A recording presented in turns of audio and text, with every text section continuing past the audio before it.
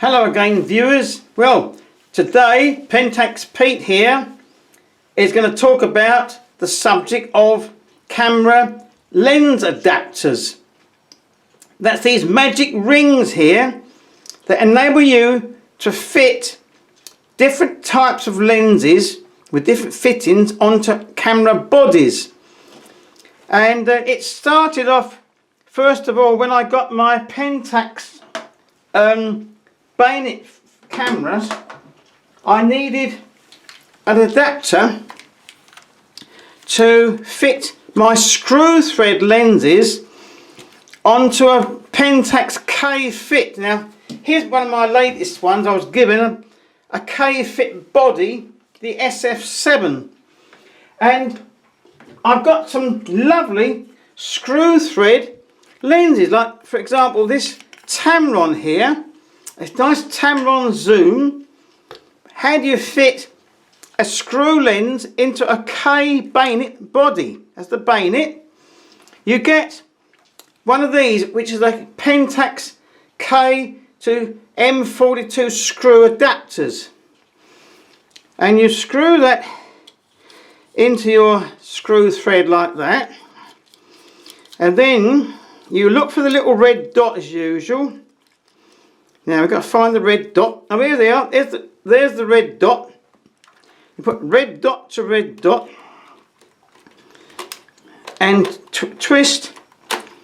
There they are. And now you have a super duper zoom screw thread lens onto a Pentax K body.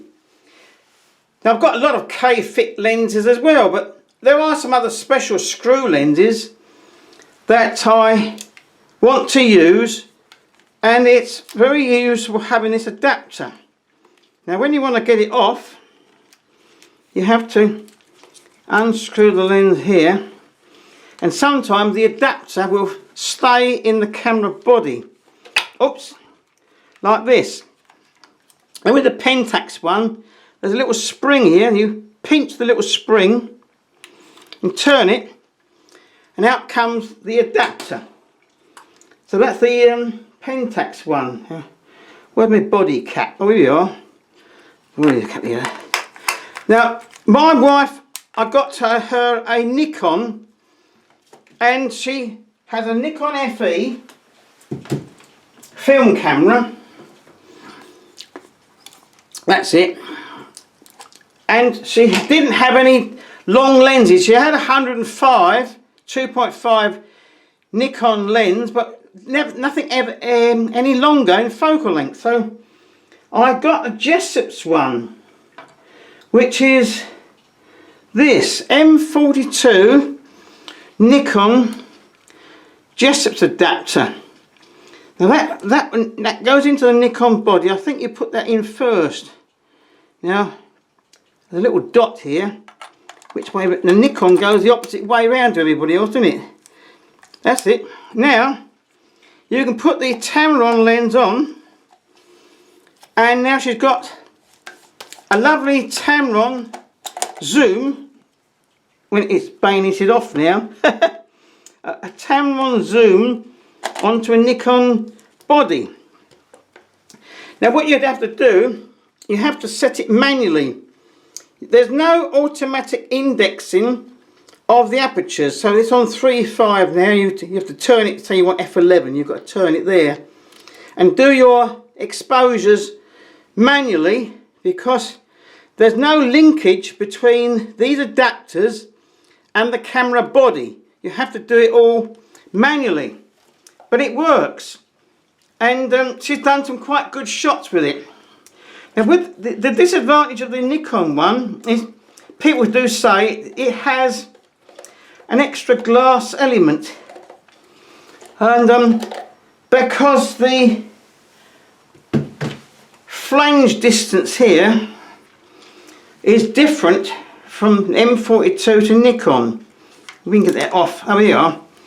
There's a glass element here which I'm not going to touch, and that does something to the focal length of the lens. It's a little negative lens at the back, but some people say it can degrade it, but I haven't found it so. So then the next one, when I got a load of Canon stuff, this was free as well, an old gent. This is an A1. I've shown all these on my other videos, and I was also given an FTBN, and I bought an AE1 because I was going to change at one stage from Pentax to Canon, but I didn't. Anyway, with the AE1 you have aperture value automatic exposure. You put this little wheel here, little thing to AV, and there we are, aperture values.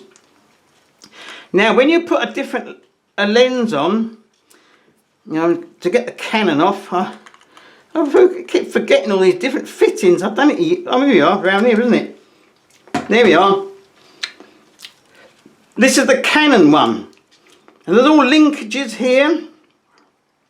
That's the stop down linkage here with a red dot warning. So for God's sake, don't press that.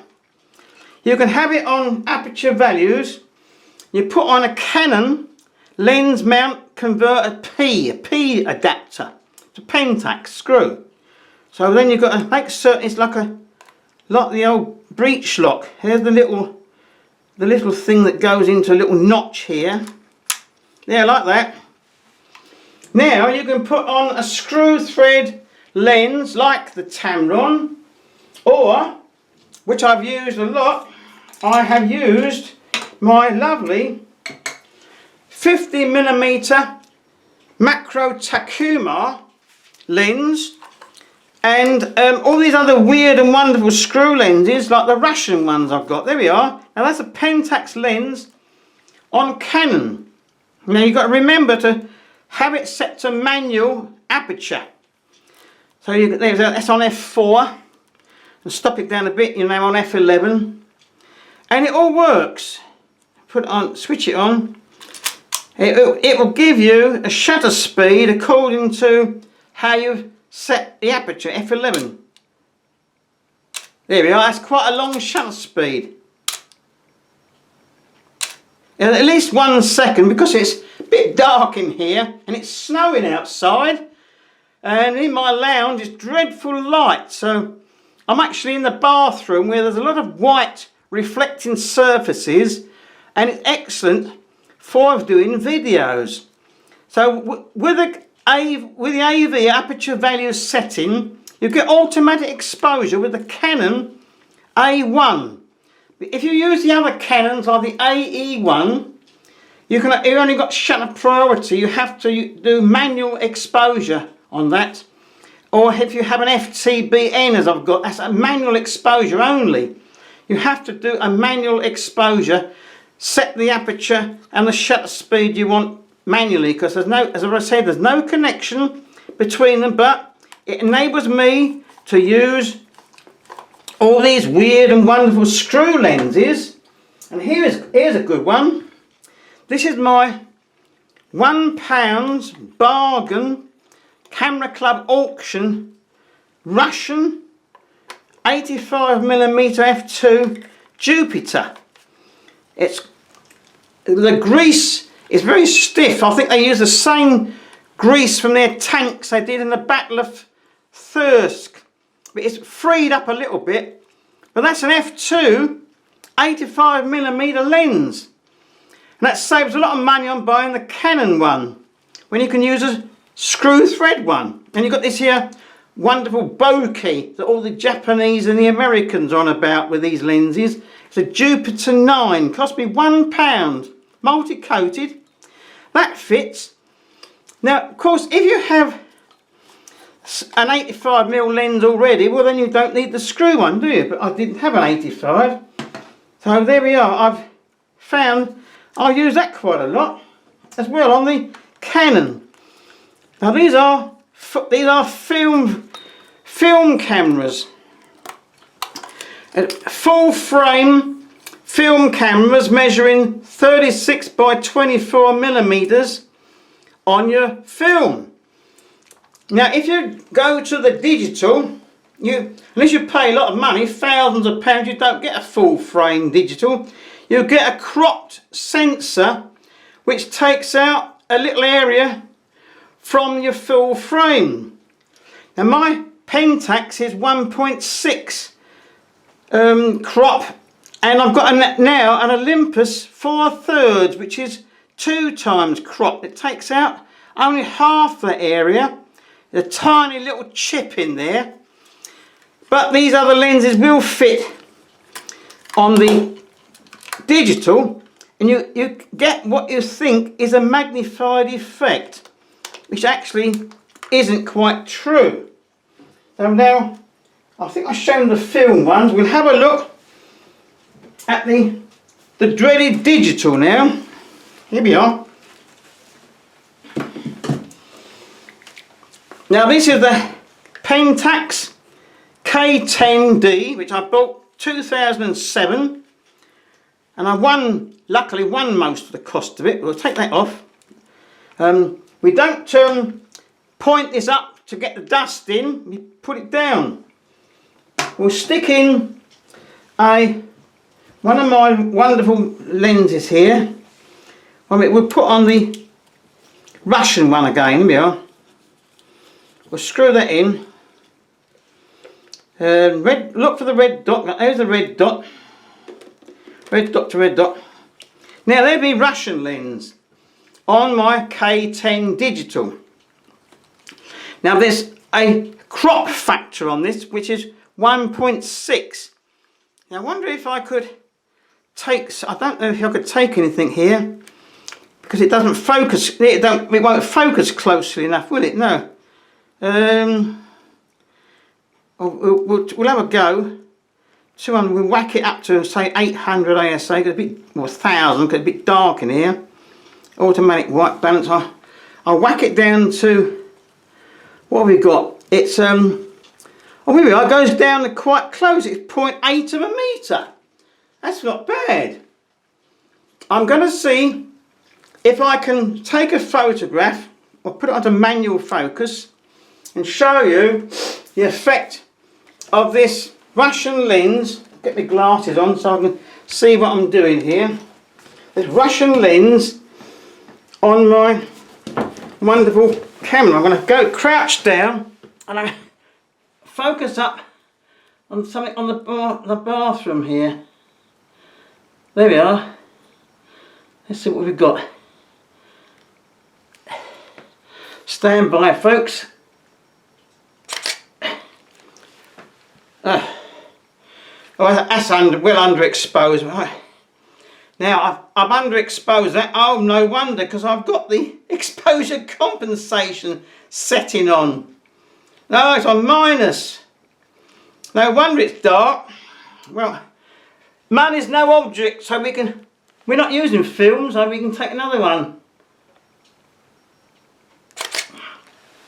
Oh, that's a bit better. Still a bit dark, but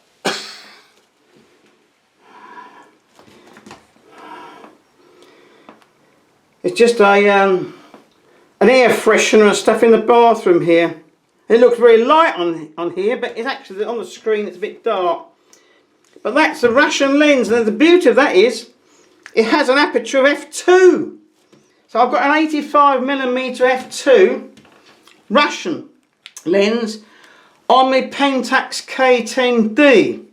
As I said before, if you've got these focal length lenses, you don't need to get the adapter, but it's not useful for absolutely every lens you've got. But once again, I can use my lovely macro lens on the Pentax digital, and I've done some wonderful pictures with that. Now the last one I've got, if we can get it without dropping anything, this is my super duper 4/3 digital Olympus. I was given by an old gent, and it's 12 years old, I hardly ever used it. Now there's 2 zoom lenses it came with. Now with the adapter for the Olympus, which is this, which was £17 odd plus postage plus VAT, so it was over 20 quid. With that one, I can fit my Pentax screw lenses on, and I don't have to have a zoom. I can have a prime lens. Now here is the famous radioactive super multi-coated Takuma 50mm 1.4. Now, to buy a 1.4 lens for your Olympus, a lot of money. So when you've got an adapter, you can use a lens that you have already, including the exotic Russian ones, and use that. So what I did, I took a picture and I set aperture priority on here, and I set it to 50 focal length on the lens, and I took a picture of Mickey Mouse. We've got to find Mickey Mouse. If we can find Mickey Mouse here. There's Mickey Mouse, look. It looks a bit overexposed in the view, but take it, it's correctly exposed. And then I took another one with the 1.4 50mm Pentax lens on, in the same position. Oh, that's the wrong one. Wrong way, sorry. Here we are. They're the same size. You see? Mickey Mouse is the same size. Because I set this lens to 50, and a 50mm lens goes on. It is said you get a magnification effect, but you don't really. The images are the same size. But what happens is, you get a slight difference in perspective if you move backwards and forwards to compose your picture. Now I'll screw that in like that, and here goes my 1.4 lens onto my Olympus. Here we are. Now I've got a Pentax lens on Olympus, and I've got the benefit of a 1.4 aperture. So you make certain you set the aperture lever to manual, because there's no automatic setting. You can't have it on automatic because that's manual, so it stops down. You're stopping down the lens. Here, you can see the lens stopping down, I think. And so you can have 1.4 if you like, or f2, and I've done some shots at f2 and 1.4, and they've come out very well.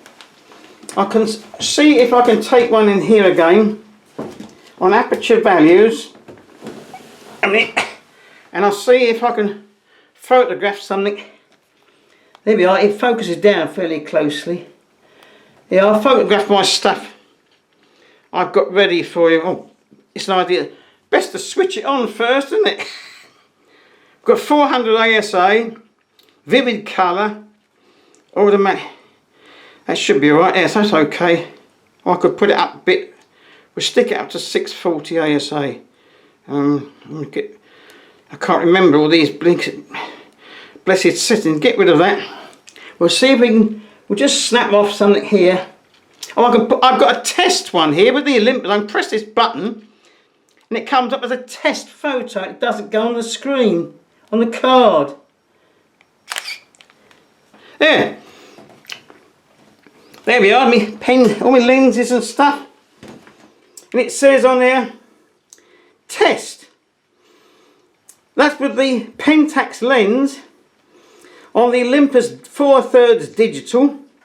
And it hasn't gone on the memory card because I press this little gadget here. I've got it set as a test. And when I press OK, it's gone. And it's not gone on the card. That's a handy little thing.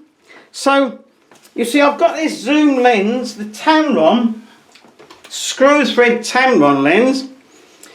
But I've already got an Olympus lens that does that range. So I don't need to put the Tamron onto the Olympus, because I've already got two lenses for the Olympus which does the range. So you don't use all your lenses.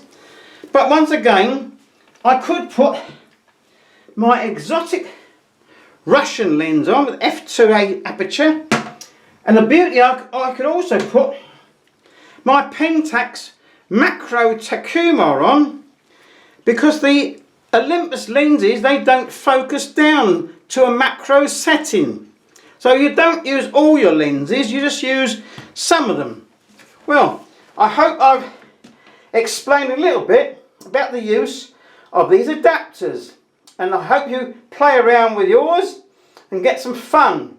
Don't forget to subscribe on my channel if you like me, and leave any comments if I've left anything out. Well, I'm sorry about that. I can't remember anything because I'm getting a bit old now, but at least I've got some experience. Hope you've enjoyed it. Bye bye folks.